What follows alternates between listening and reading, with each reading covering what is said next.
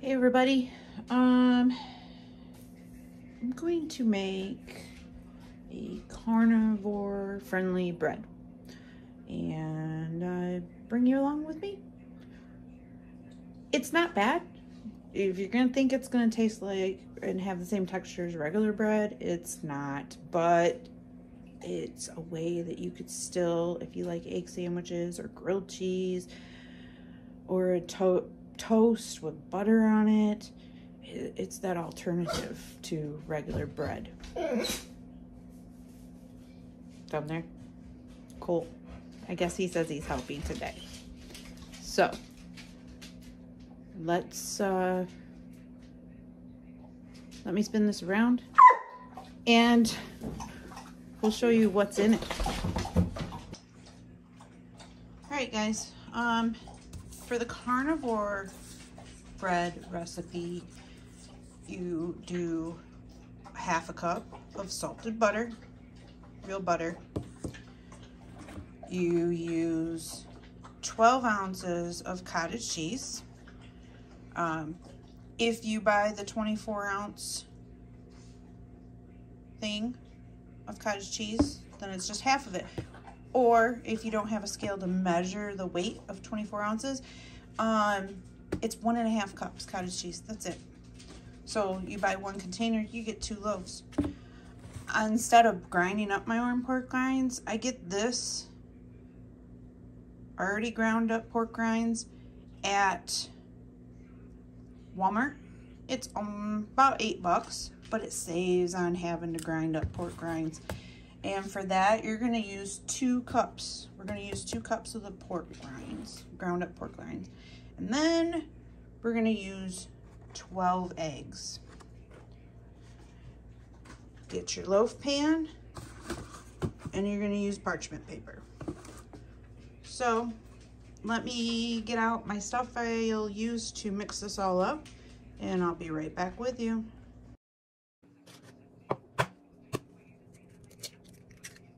Alright, so while I was getting everything, I took a stick of butter and put it in a bowl, and I put it in the microwave to soften it up.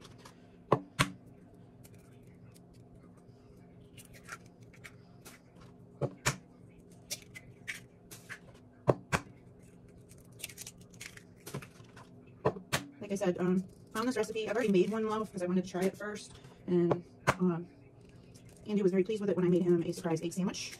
And if you know how he loves his egg sandwiches.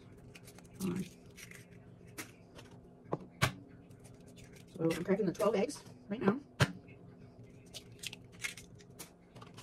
And I'm not throwing these on the floor, by the way. I have my garbage can right here next to me.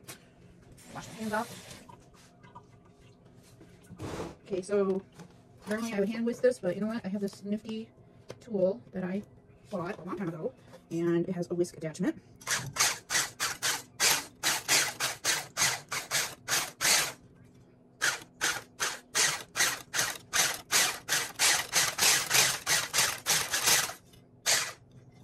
And that's why I was pulsing it, because I didn't want to fling the egg out. So, wash my hands again.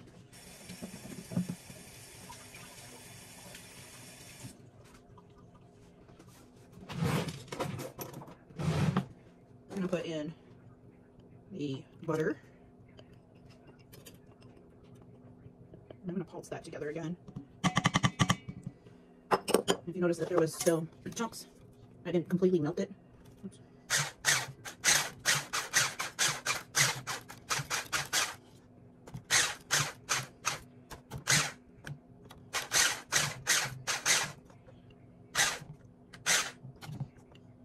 But you can completely melt it. On the last ones, I completely melted it. I got that all broke up. And like I said in my intro, I had already made one loaf with this thing of cottage cheese earlier in the week. So this is already measured to 12 ounces or 1.5 cups of cottage cheese. So I bought the small curd cottage cheese. So we're just going to pile that right in there. I don't have to measure this one. Get it all scraped out.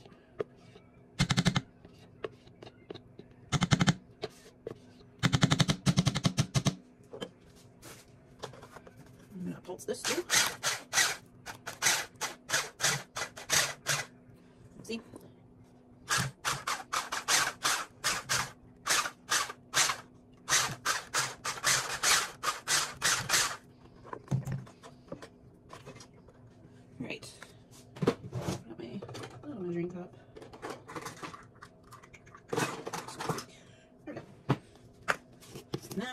add in 2 cups, and I've got my half cup out because it fits in this container nicely. So we'll get that all measured out.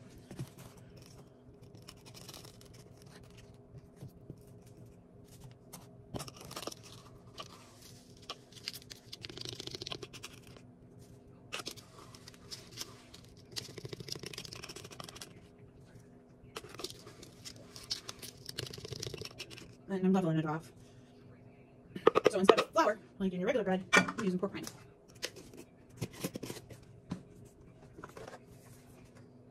Alright. I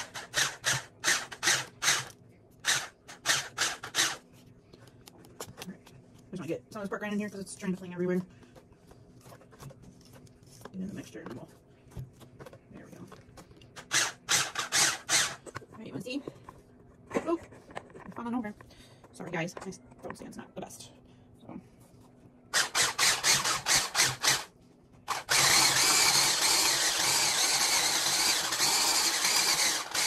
Right, I'll put you guys down here for a minute so I can hold the bowl.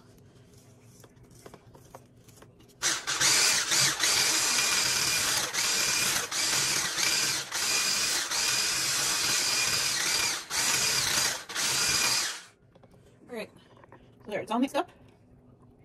Yeah. I'm gonna pop this off of here.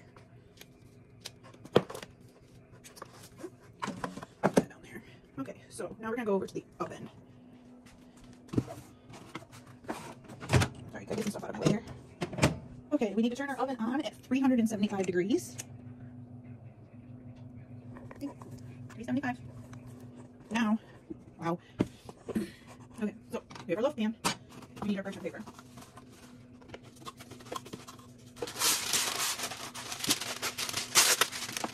Now, parchment paper always wants to curl, so I always go the opposite direction with it. And you push it down in your pan. As best as you can. It's okay for it to hang over to the sides. And once I get one side down, because it'll just pop right up, I have these nifty little clips that I think I got these at the dollar store. But I use these little clips for the time being to clip onto the handle of the pan and the parchment paper. Because if I were to take my hand out of there right now, the darn parchment paper would pop right back up. I do that on both sides. And then the parchment paper, you can work on getting it smoothed out more if you want. So, now that I have that done, we take our mix and we put it in our pan.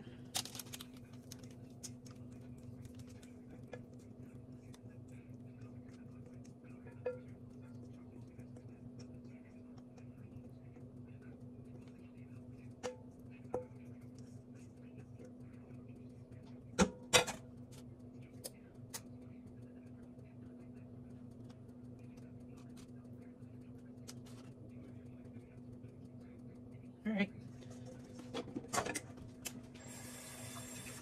Now that we have that in the pan, we can take our clips off. Because you don't, if you use clips, you don't want to put these in the oven because it's just rubber on these clips and it'll melt.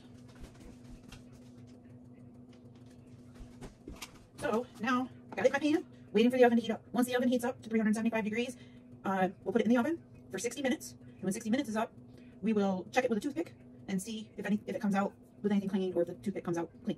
So, we'll see you back in probably about 70-75 minutes because the oven's still heating. And I'll show you the loaf. Alright, we'll see you back here soon. Alright guys, it's been,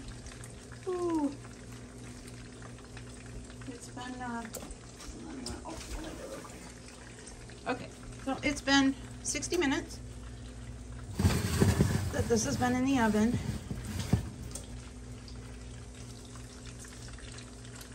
And I forgot to put this on an upper rack and put a pan underneath this. So see all the grease, that's all from the pork rinds.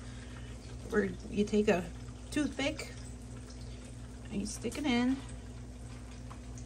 and then you pull it out. Oh, where are you, toothpick? And it comes out. Let's see if I can get you to.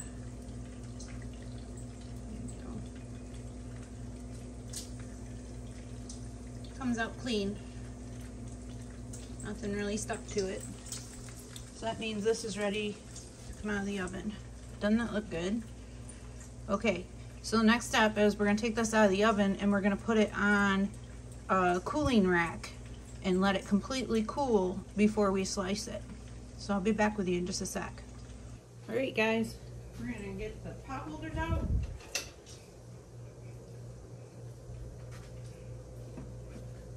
And I'm gonna pull this lump out of the oven.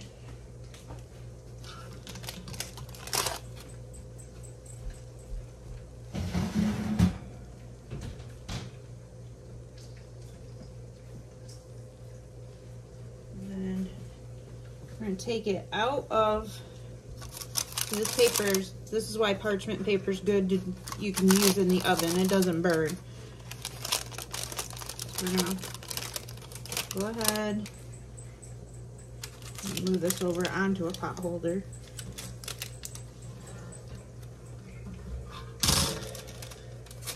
So I can pull this out of the pan. Empty.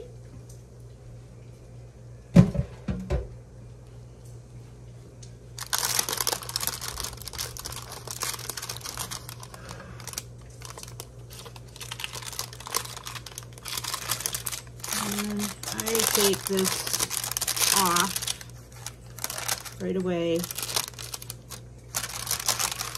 But yeah, all that grease that you're seeing, that is all from the pork rinds.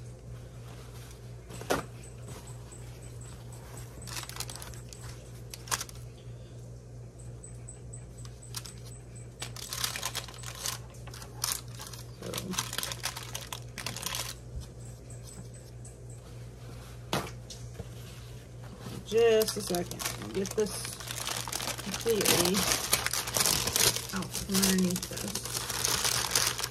And you can see the complete finished product.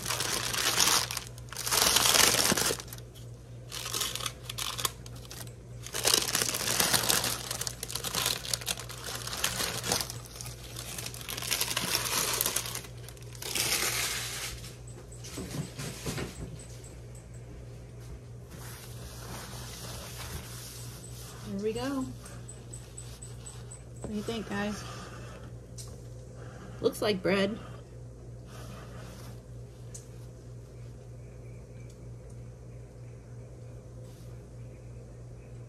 A little piece sticking out. I'll take that. And it's got the holes in it, or some voids in it and whatnot, but that's just from the parchment paper. It's, you know, not something you have to use on regular bread. But with your carnivore bread, oh look, that piece, it just wants me to taste it right now. See how it is.